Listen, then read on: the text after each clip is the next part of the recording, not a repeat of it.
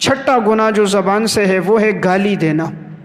کسی انسان کو گالی دینا یہ بھی کبیرہ گناہ ہے، اور اس گناہ کا صدور بھی انسان کی زبان سے ہے۔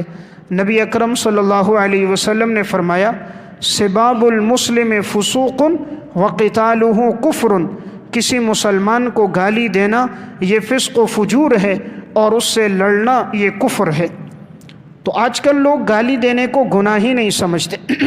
بعض لوگوں کا تقیہ کلام ہی گالی ہے، بات شروع کریں گے تو گالی دیں گے، بات ختم کریں گے تو گالی دیں گے، اور وہ اس کو اپنے لیے عزت سمجھتے ہیں۔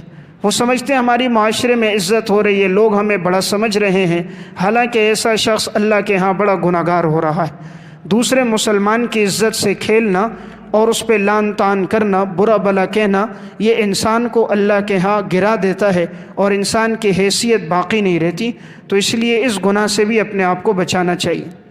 نمبر 7واں گناہ جو زبان سے ہوتا ہے وہ ہے دو رخی پالیسی اختیار کرنا، جس کو کہتے ہیں دغلی پالیسی۔ اس کا مطلب یہ ہے کہ ایک آدمی ایک شخص کے سامنے جاتا ہے تو زبان سے ایک بات کہتا ہے، دوسرے کے سامنے جاتا ہے تو دوسری بات کہتا ہے۔ یعنی ایک کے پاس جائے گا تو اس طرح بات کرے گا تاکہ یہ اس سے خوش ہو جائے، دوسرے کے پاس جائے گا اس طرح کی بات کرے گا وہ اس سے خوش ہو جائے۔ تو اس کا مقصد کیا ہوتا ہے؟ دونوں سے اپنے مالی فوائد حاصل کرنا۔ تو آپ صلی اللہ علیہ وسلم نے ارشاد فرمایا تجدون شر الناس یوم القیامت ذی الوجہین، قیامت کے دن بدترین انسان وہ لوگ ہوں گے جن کے دو چہرے ہیں۔ یأتی ہؤلاء بوجہ، ایک لوگوں کے سامنے آتے ہیں ایک چہرے کے ساتھ، وہؤلاء بوجہ، اور دوسروں کے سامنے جاتے ہیں دوسرے چہرے کے ساتھ۔ یعنی ایک کے سامنے آئیں گے بتائیں گے ہمارے حالات اس طرح کے ہیں، دوسرے کے پاس جائیں گے تو اپنے حال احوال اس کے برعکس بتائیں گے۔